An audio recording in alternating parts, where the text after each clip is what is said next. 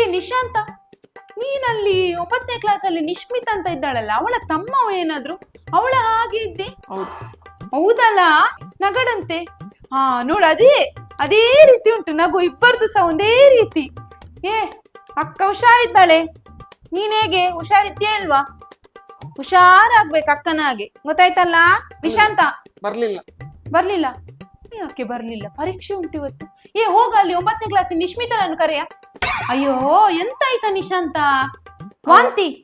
ಅಯ್ಯೋ ಏ 9ನೇ ಕ್ಲಾಸ್ ನಿಶ್ಮಿತನನ್ನು ಕರೆಯ, ಮನೆಗೆ ಕರ್ಕೊಂಡು ಹೋಗ್ಲಿ ಅವನನ್ನು. ಏ ನಿಶಾಂತ, ನಿನ್ನ ನೋಟ್ಸ್ ಎಲ್ಲಿ ಉಂಟಾ? ಎಲ್ಲರೂ ನೋಟ್ಸ್ ಕೊಟ್ಟಿದ್ದಾರೆ. ತರ್ಲಿಲ್ಲ? ಬರೆದಿದ್ದೇನೆ. ಬರ್ದಿದ್ದಿ?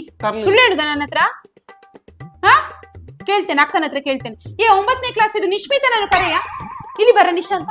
ಅವನದು ಪಾಪ ಅಲ್ಲಿ ಶರ್ಟ್ ಎಲ್ಲ ಹರಿದು, ಅಲ್ಲಿ ಒಂದೇ ಒಂದು ಬಟನ್ ಇಲ್ಲ ಶರ್ಟಿಗೆ. ನೀನ್ ಹೀಗೆ ಮಾಡುದನ? ಹಾ ಹೌದಾ ನಿಶಾಂತ?